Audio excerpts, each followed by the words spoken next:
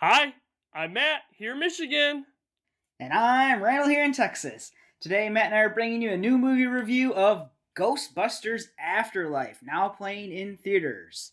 It stars McKenna Grace, Finn Wolfhard, Carrie Coon, Paul Rudd, and features returning original cast members including Bill Murray, Dan Aykroyd, Ernie Hudson, and Annie Potts.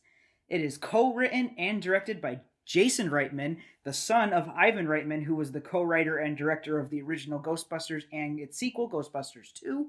He is also well known for Tully, Thank You for Smoking, and the Academy Award winning Juno. But before we get too much into this review, if you like it, don't forget to give it a like, and if you want to see more, subscribe to the channel and ring the bell icon if you always want to know when we're uploading new videos. In Ghostbusters Afterlife, original Ghostbuster Egon Spangler's estranged daughter and grandchildren move into his farm home following his death. There they discover what's behind strange seismic activity and what Egon was really doing in that area. It had a $75 million budget. So far, it has received average or mixed reviews from critics, but is well liked by audiences. It's a follow up movie to the 1984 original, which we have a review of. Now, this movie was originally scheduled to be released in July 2020, but what 2020 movie didn't get delayed? Now, Randall and I want to give you a warning right now. We are going to get into spoilers, so this is your warning. You've been warned. Well, Matt, I'm gonna be honest. I am very conflicted about this one. They say that the more you love something, the harder you are on it, and I think that is probably pretty true for me in the Ghostbusters franchise. This film, it's kind of unbelievable to me, and that's for a franchise that takes place with ghosts and proton packs and everything, kind of hard to say. But I was worried from the onset, from the first trailer, about kids and teenagers doing ghostbusting stuff. I'm like, that doesn't really fit for me in my mind space very well with the Ghostbusters storylines and the films that we had seen previously. I'm like, that's weird. They're not like scientists. They're not people who have been investigating this their whole life. And honestly, that came true. I was worried about that, and that was a problem for me in the film as far as believability goes. But what about you, Matt? Maybe we're on opposite sides? I am actually mixed about this one too, but maybe for different reasons.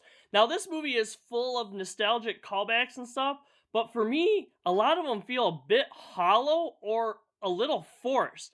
But on the other side of it, I do really enjoy some of the story elements in this movie, and I also enjoy some of the characters very well as well.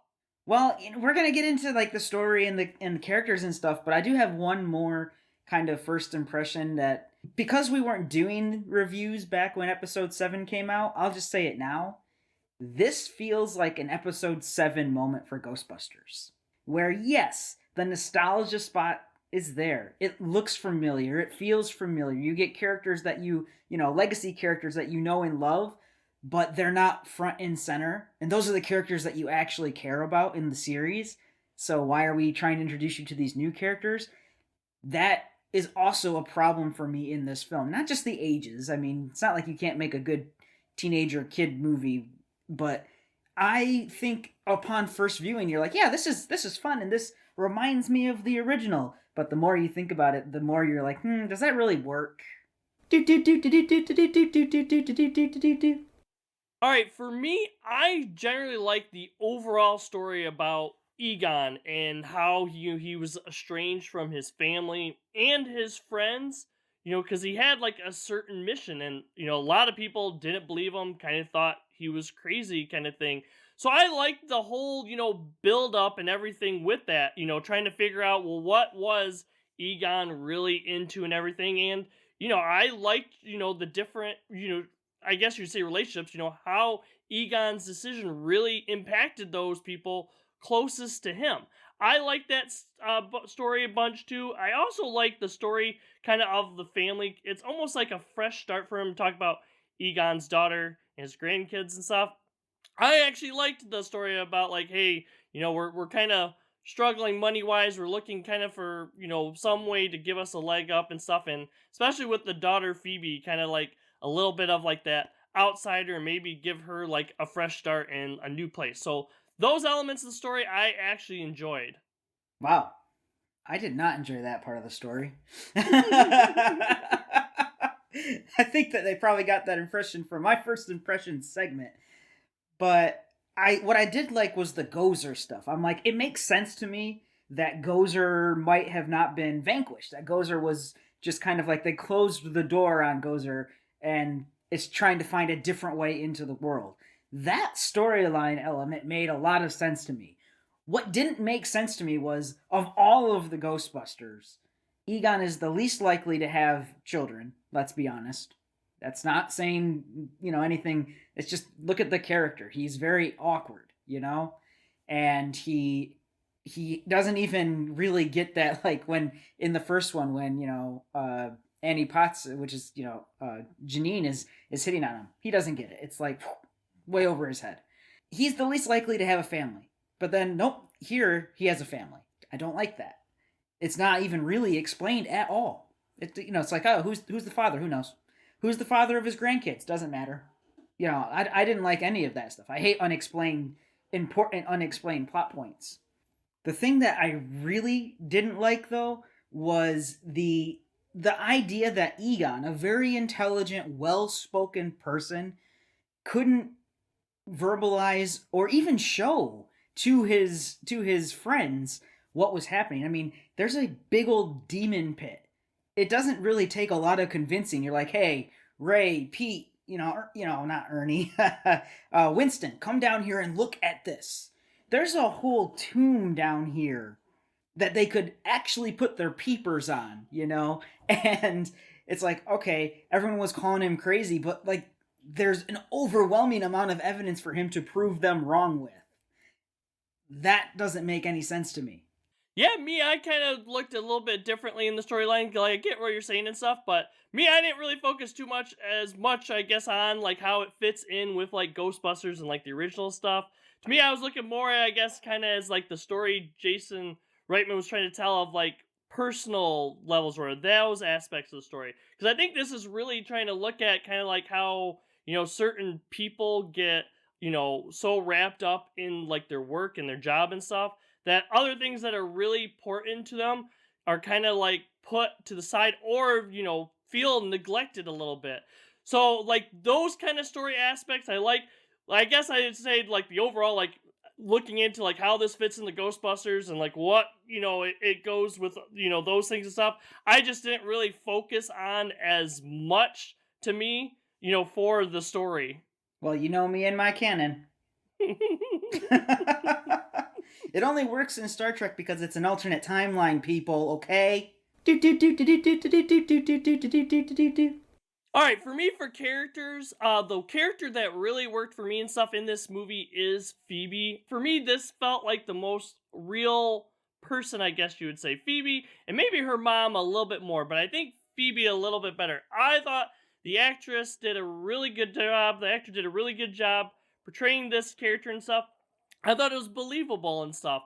And I really liked how she and some of the other kids were trying to solve a bunch of like these mysteries and stuff or whatever you want to say in this podcast. He's okay and stuff. I also think you kind of like Finn's Trevor. He to me is nothing like really new. I think it's like a typical story about, hey, teenager, in a new place trying to connect with some good looking girl or whatever in the area or, meet new friends and stuff too. So that I think was kind of a little tread. And me, like, the adults in this movie are okay, but not really the focus. So, I don't know. Give or take with them. We're going to disagree, Matt. That's fine. Okay, the real problem with the characters in this film is I just don't care about any of them. I don't care. It's the same problem with most soft reboots. You try and put in like a new character, Indiana Jones and the Crystal Skull. It's like, oh look, okay, you have Mutt or whatever you want to call him. That's fine. You're trying to shove a new indie down my throat, and I'm not interested in it. And I'm just like, these characters are fine. They're written fine.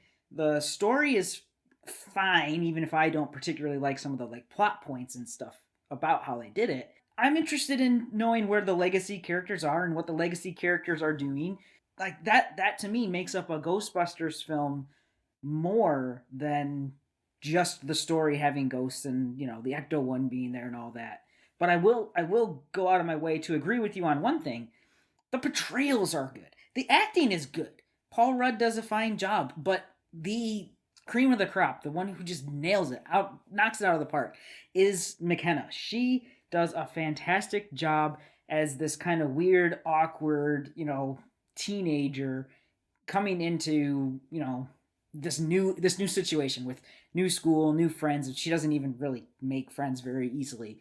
She did a great job. But her character's so unbelievable. I mean, yeah, Egon's a genius, and she's into science, so therefore she can work a proton pack with the help of her ghost grandfather.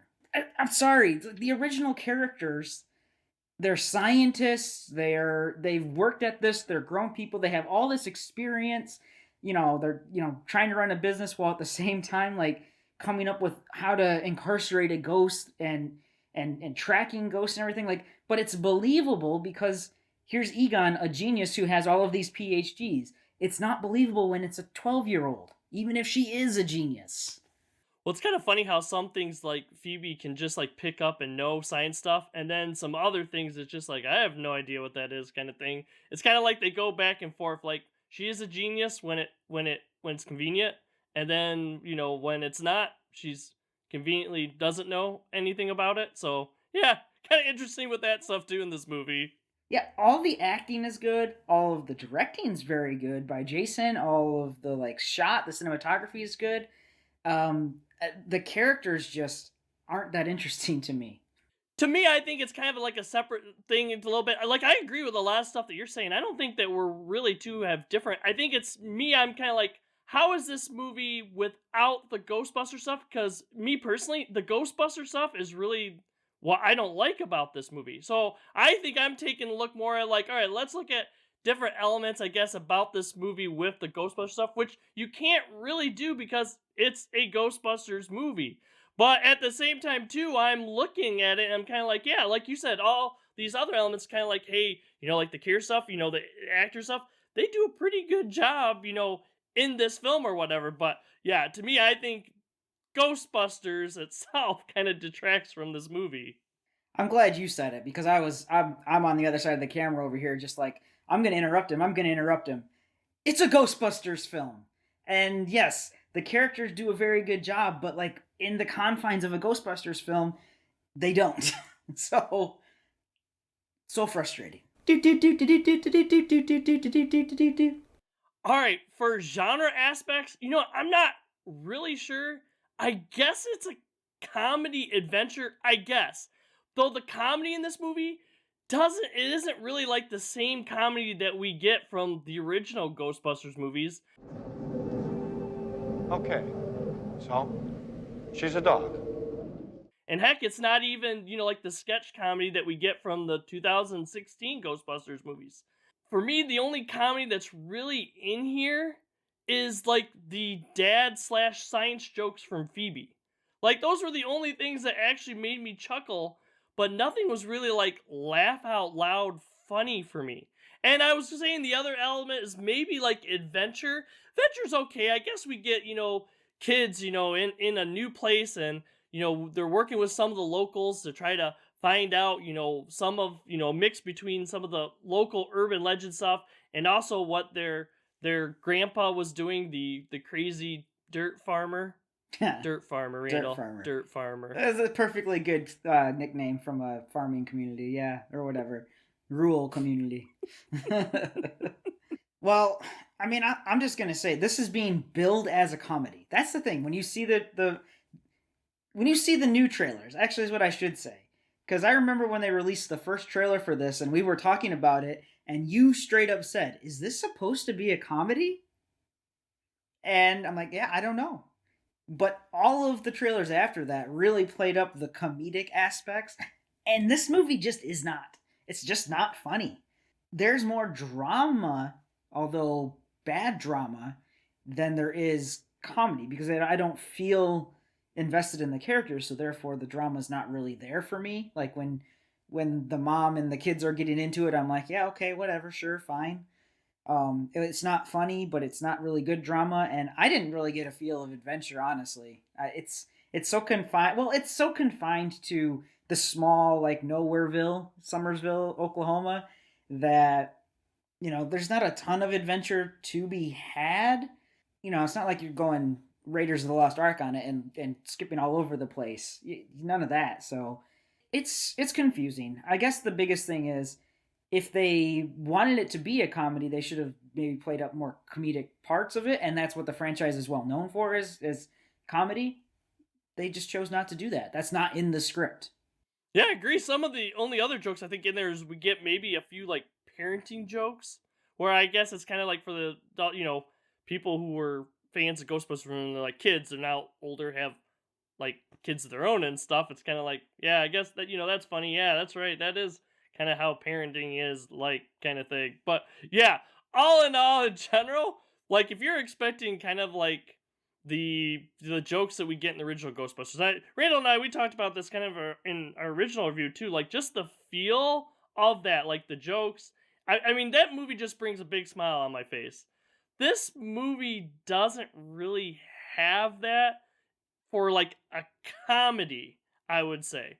Nothing in this, I guess, is really memorable, except for, like I said, maybe if I want to tell dad jokes, I'm like writing down like the dad jokes and stuff too. I will say it does have some heartfelt moments towards the end or whatever that I is okay, I guess. I guess it's serviceable. It works for this. I won't say that they're like great, like, oh man, that was so awesome kind of thing, but it was serviceable. Was it though?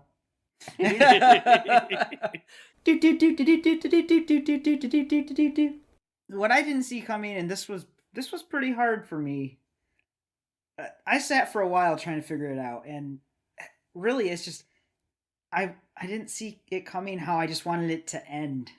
This is a 2-hour film.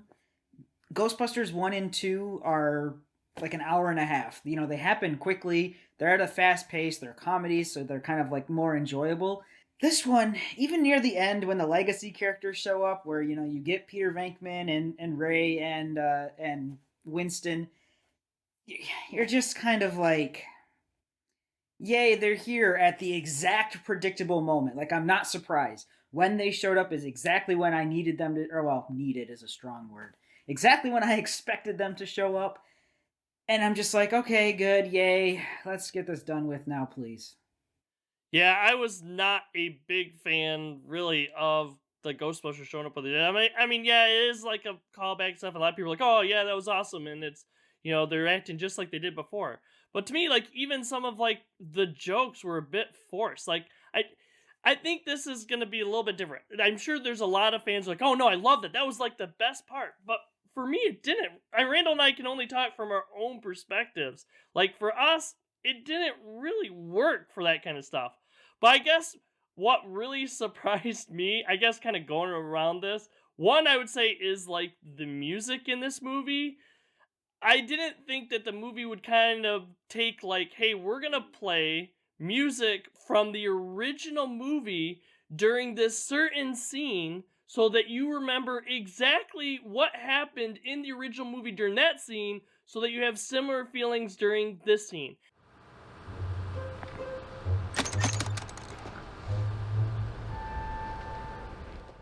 I call it kind of like a trailer music. A lot of times we see, part of franchises, we see trailers and they use music from the old movies just to invoke those old feelings for you instead of like new music telling the story or something. So I was disappointed about that and didn't really see that coming. Oh, the music. I thought the music was good, honestly. But yeah, I agree with you. Where it's just like, oh yay, it's the same music slightly remixed as, yeah. Yeah, whatever. It's fine. It's not fine. Nope. One other thing I didn't see coming, I didn't expect all the product placement and everything to be in one scene. And I know a lot of people are really going to like this, like, Minion-esque scene. But to me, I mean, I was kind of laughing more at the scene than with it. I'm like, wow, this is pretty ridiculous kind of thing, but I know some people are gonna absolutely love it and they're gonna be like, you know what, with the little, Stay Puft Marshmallow guys, that was like my favorite part. But me just like, hey, let's go into Walmart and see how much product placement we can all put in one scene. So yeah, I didn't expect that to happen. You know what? I do have a comment on that particular thing. I thought to myself while I was watching this, for a Sony film, there's not that much product placement in it. Usually, any film that's got Sony attached to it is just, look at this product and look at this product. Hey, there's a PlayStation sitting over there. Yeah, I thought it was kind of restrained for a Sony film. One scene though, Randall, all together, one scene. Get it all in there, all of it. Oh, what do I want? I don't know. There's rows of Baskin Robbins ice cream, though. All in all, I think there are some good aspects of this movie, but for me, it's really the nostalgia aspects that hurt this movie for me in my viewing experience. Though I think people are going to be really split. There are some people that really enjoy this movie, so I think if you're a Ghostbusters fan, go check it out, but just don't go in with high expectations. Oh, I didn't. And I was still kind of disappointed. So, for me, sometimes it is just best to leave the past in the past. There are examples abound of franchises like Terminator, Predator, Alien that were all very much products of their time, and it just goes to show that Ghostbusters fits in with that as well. This film kind of leaves off with like sizzler reels and after credit scenes like most modern films do of, we're going to continue the franchise. And I'm just like, please just leave it alone. It just doesn't work right now. I don't know, you guys don't know, you can't capture that, lightning in a bottle twice feel of the original Ghostbusters. Even Ghostbusters 2 with the same people writing it and making it and directing it and starring in it couldn't quite capture it. So please stop. I'm begging you. But I'm also begging our fans out there to tell us what they think of this movie down in the comments. That's called a segue. But if you visit our YouTube page, you'll see that we also have other new movie reviews, flashback movie reviews, some TV series reviews, and deeper dive discussions. We also have a Facebook page. Be sure to check us out there. We post some of our fandoms. We also post a day before our videos come out to let you know the topic of our next video is going to be. If you don't have Facebook, don't worry. Just head to our YouTube page and put us on your calendar. We have new reviews that come out every Monday and Thursday. For now, I'm Matt, here in Michigan. Have a good day. And I'm Randall here in Texas. I'll see everyone next time. Next time on No Market Media.